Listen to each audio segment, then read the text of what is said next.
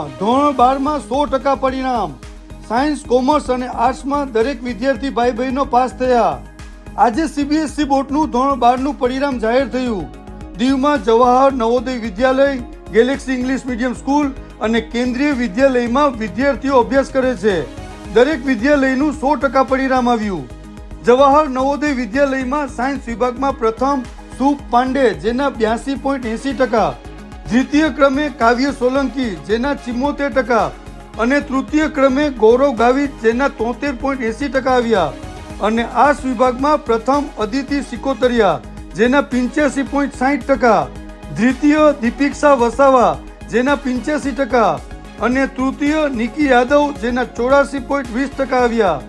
Galaxy English medium સ્કૂલમાં 12 science વિભાગ મેથ્સમાં પ્રથમ દક્ષ બિપિનચંદ્ર સોલંકી જેના 85% આવ્યા, દ્વિતીય પાર્થ હેમલ પટેલ જેના 73.80% અને તૃતીય મિનેશ નાનજી બામણિયા જેના 72% આવ્યા અને બાયોલોજીમાં પ્રથમ જેનિસ હસમુખ વાઢેર જેના 81.60%, દ્વિતીય હિતિકા વસંતકુમાર જેના 78.20% અને તૃતીય ફૂલબાડિયા ધ્રુવ પ્રદીપના 76.40% આવ્યા। ગેલેક્સી સ્કૂલ આર્ટ્સ વિભાગમાં પ્રથમ કેયુર દિનેશકુમાર જેના 79.40%, દ્વિતીય ઋષિ માનસિંહ જેના 79% અને તૃતીય ક્રમે ઋતુરાજ યોગેશ સોલંકી જેના 72.40% આવ્યા।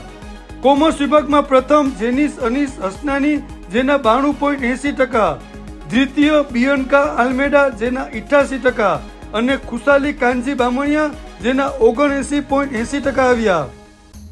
કેન્દ્રીય વિદ્યાલયમાં સાયન્સ મેથ્સમાં પ્રથમ કામલિયા માધવિક કુમાર જેના 88.80%, દ્વિતીય ભવ્ય નાનજી જેના 79.20% અને તૃતીય મોઇન નવાઝ સાજિદ જેના 74.40% આવ્યા। બાયોલોજીમાં પ્રથમ આર્યન સુરેશભાઈ ચાણિયા જેના 91.80%, દ્વિતીય વિકસિત ધીરેન્દ્ર સોલંકી જેના 89.60% અને તૃતીય વિધિ કમલેશ કુમાર જેઠવા જેના 87.40% પ્રાપ્ત કર્યા છે।